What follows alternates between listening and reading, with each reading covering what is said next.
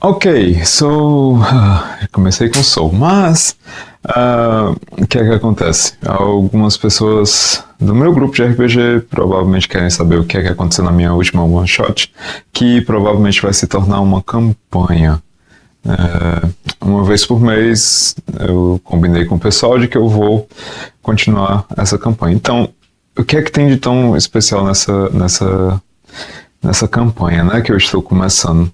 Para começar, são personagens de nível 0 de Dungeons and Dragons.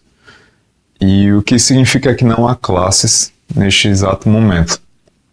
O que eu falei para os jogadores é que primeiro eles têm que passar e conseguir experiência suficiente para chegar no nível 1, e aí eles podem escolher uma classe. Mas exatamente inicialmente, como eu tive essa ideia, várias coisas aconteceram enquanto eu pesquisava sobre aventuras e campanhas e outras coisas. E eu criei um mundo e eles jogam no meu mundo que também tem que está acontecendo algumas coisas. Basicamente, eu peguei a campanha da Tyranny of Dragons, em que Tiamat está voltando.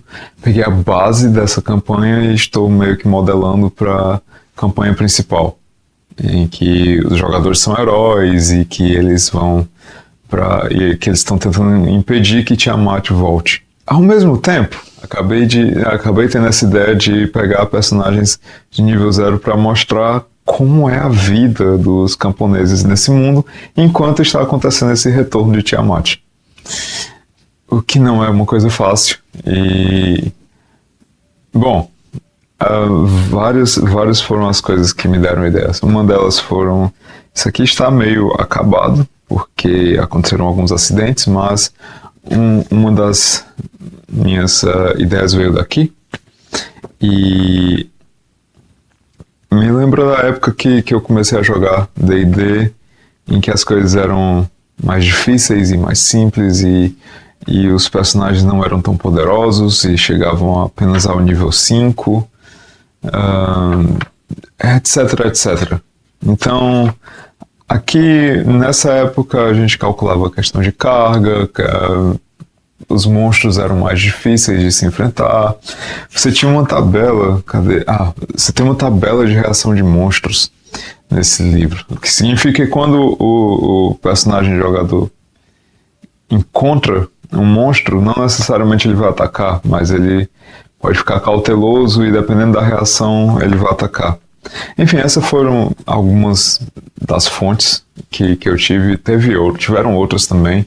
Existe um RPG chamado Dungeon Classics, em que os jogadores fazem alguns personagens, e esses personagens começam no nível 0 e só depois é que eles passam para o nível 1, os que sobrevivem. E é basicamente o que está acontecendo com a minha campanha. Então, como foi que começou? Eu tenho as minhas anotações aqui e eu vou meio que dizer um pouco sobre como foi a sessão. Inicialmente, eu criei uma ficha de personagem nova. Deixa eu pegar uma ficha não utilizada. E nessa ficha, aqui está. Criei essa ficha, bem simples mesmo. Ela tem apenas um espaço para profissão, para raça, os valores de força, destreza, constituição, inteligência, carisma e sabedoria, pontos de vida, classe de armadura, armas, itens e o dinheiro. E isso está dividido em 3 seções, o que significam 3 personagens diferentes. E eu coloquei uma imagenzinha aqui de camponeses. Então, os personagens vão fazer 3... Aliás, os jogadores vão fazer 3 personagens.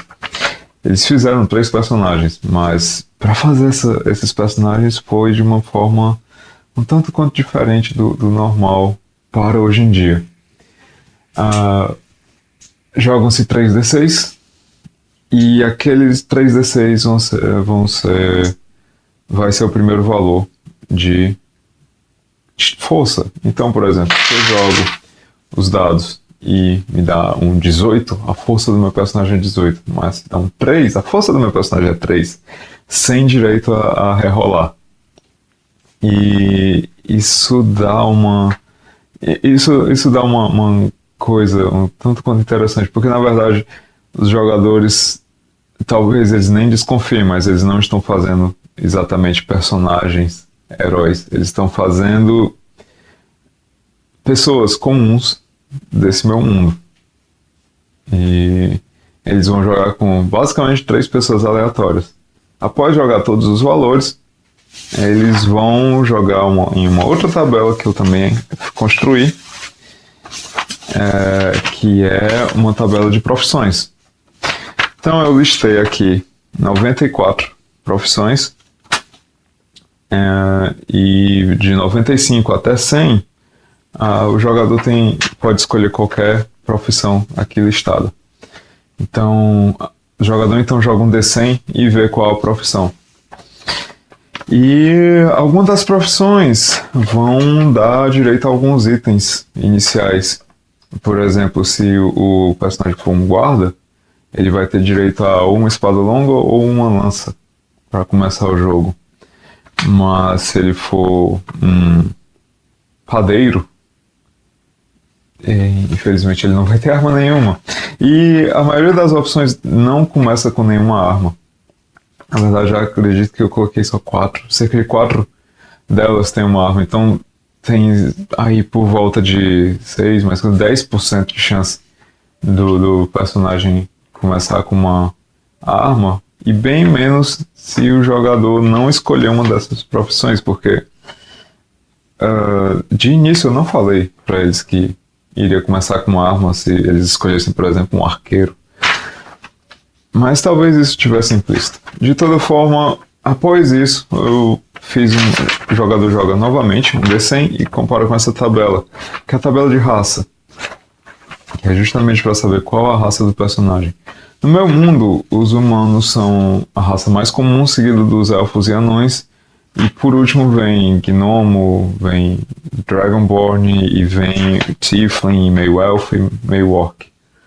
Então o jogador tem 1% de chance de ser um Tiefling, um meio orc, um meio elfo, um Dragonborn ou um Gnomo. Tem cerca de 5% de chance de ser um Halfling, cerca de 5% de chance de ser um anão, 5% de ser um elfo e o resto é todo humano. Então o meu mundo é bem característico humano. Então os jogadores fizeram os personagens, aqui as fichas deles, e o jogo começou. O jogo começou com um médico, um alquimista, um nobre, um adivinho, um outro alquimista, que era parceiro desse primeiro, um criador de porcos, um bardo, não a classe bardo, mas a profissão bardo, que é um elfo, um outro criador de porcos e um costureiro. E aí eu apresentei a eles este mapa, que era tudo que eles conheciam do mundo. E o jogo começou já quase no final do ano. O vilarejo todo estava em festa. E eu perguntei o que é que eles iriam fazer. Alguns deles foram disputar em jogos, e um dos jogadores que foi disputar em jogos conseguiu vencer o torneio, e isso garantiu ao personagem dele um ponto a mais de destreza. Outros jogadores foram cortejar mulheres, um deles conseguiu uma namorada, e o último, ele resolveu explorar umas ruínas junto com a amada dele, próximo ao vilarejo. Acontece que, nessa exploração das ruínas, ele descobre um movimento estranho por lá. Ele viu um grupo de criaturas meio humanas, meio draconianas, um pouco menores, kobolds. E essas criaturas estavam conversando estavam falando com uma criatura bem maior, 2,20 metros mais ou menos, e ele chegou a ver características dracônicas nessa pessoa, nessa coisa. Ele se assustou, ele estava com a amada. Quando ele se assustou, notaram a presença dele e ele simplesmente empurrou a amada dele e saiu correndo de volta para a vila. E no momento que ele voltou para a vila, enquanto ele voltava para a vila, ele escutou o grito de sua amada, que não era bem amada, na verdade, e tentou avisar aos guardas da cidade o que estava acontecendo. Então, nesse momento, os guardas, que também estavam um pouco bêbados, tentaram dizer: não, isso não é nada, deixa pra lá, você deve estar bêbado também. E ele ficou com raiva e começou a discutir com os guardas e empurrou os guardas para ir fazer o trabalho dele. Por sinal, esse personagem dele era um nobre, então os guardas não podiam fazer muita coisa contra ele. Enquanto isso, os outros que estavam se divertindo começaram a ver esse tumulto que ele estava criando, e nesse momento entra o grupo de kobolds junto com essa outra pessoa. E lembrando que são camponeses, eles estão num vilarejo bem pequeno, cerca de 40 pessoas moram nesse vilarejo, e eles não têm exatamente como lutar. Mas mesmo assim, nossos bravos heróis, ou pelo menos alguns deles, vão e tentam lutar. Eu descrevo a cena dizendo que essas criaturas chegam matando tudo que vê pela frente. Eles não poupam crianças, não poupam idosos, e eles chegam e enfiam a espada, cortam gargantas e outras coisas. Eu descrevo a cena de uma forma bem grotesca, para que os jogadores entendam o que está acontecendo e que são inimigos muito fortes. Inclusive, eu termino a descrição dizendo que 3 guardas da cidade se aproximam armados, e a criatura que está de manto alta, com o que parece ser um movimento apenas, consegue matar os 3 guardas, que ficam aos pés, os corpos ficam aos pés dele. Então, eu pergunto o que eles vão fazer, indo por ordem. O primeiro jogador, que está controlando o nobre, ele também estava junto com um alquimista e um médico. O médico foi se esconder dentro da casa. Acabou que os kobolds acharam ele e o mataram. O alquimista... Bom, o alquimista, ele realmente se separou do grupo. Ele acabou querendo se esconder e ele tirou os testes muito bons, mas ele ficou muito, muito distante do grupo, sozinho e isolado. E a cidade toda já estava destruída nesse momento.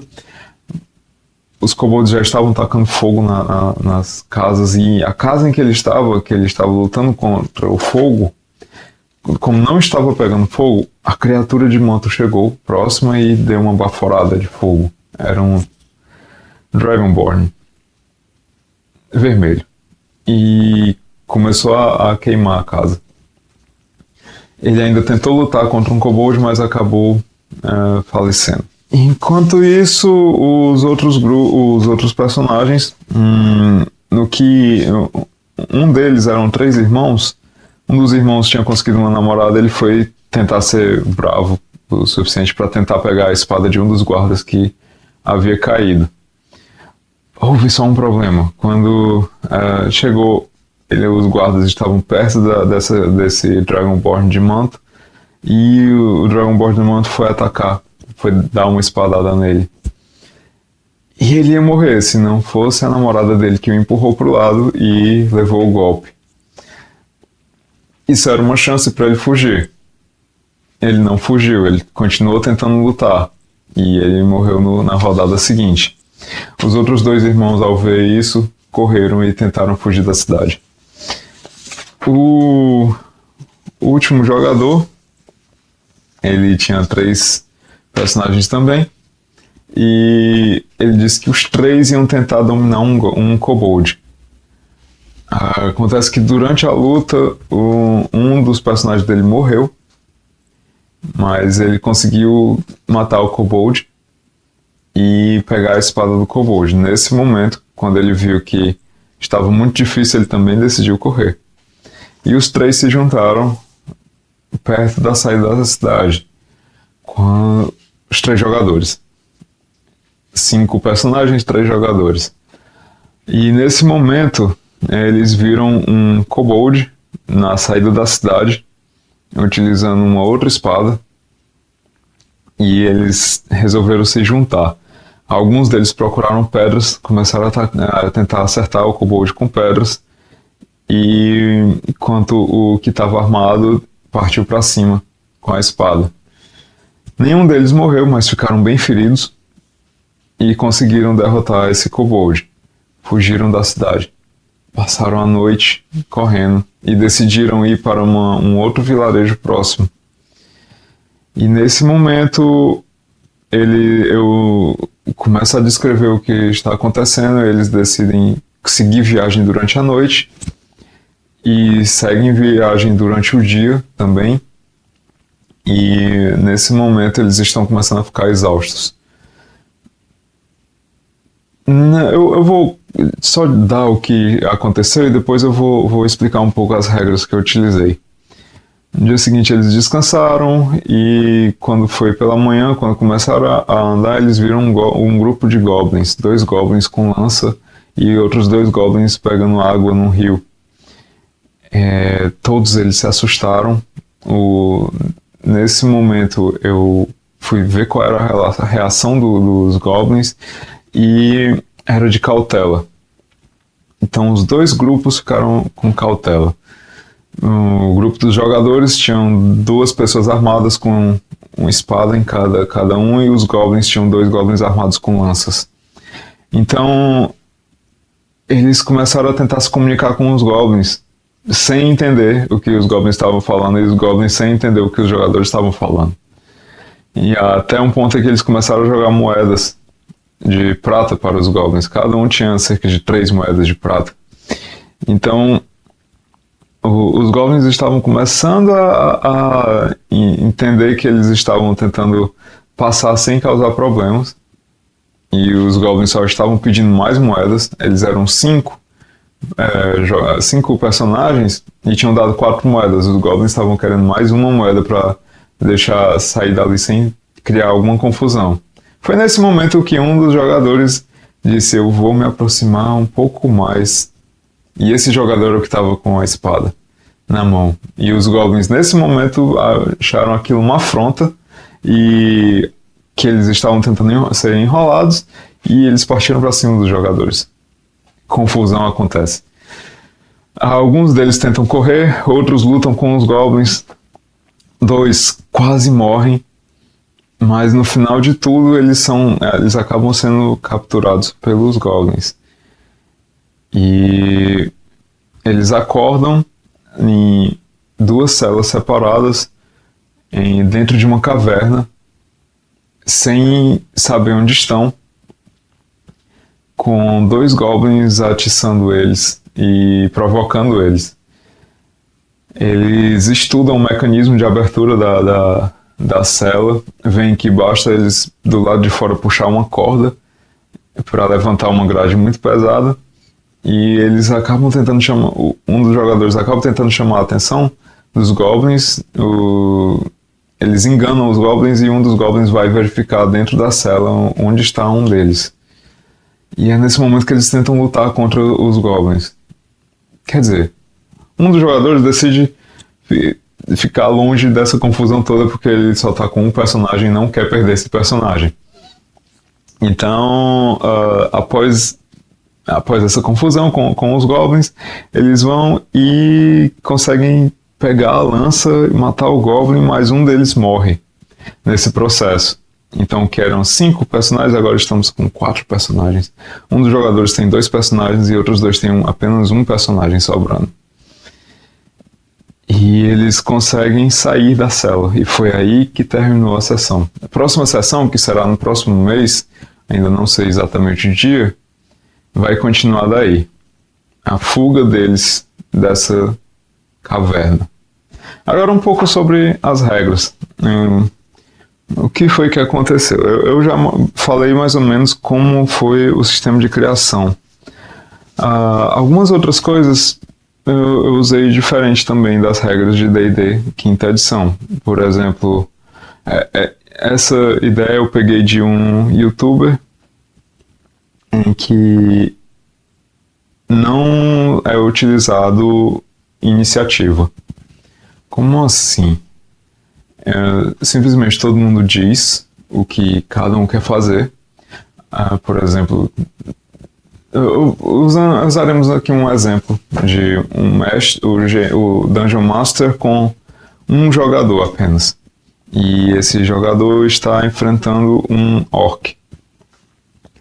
E aí o jogador vai e diz, eu vou tacar a espada nesse orc. E o orc, o Dungeon Master provavelmente já planejou o que o orc vai fazer. E ninguém pode mudar as ações. E tudo vai acontecer ao mesmo tempo. Então o Dungeon Master pensa que o orc vai atacar também a espada. E aí os dois jogadores jogam um D20 e aí é resolvido o confronto.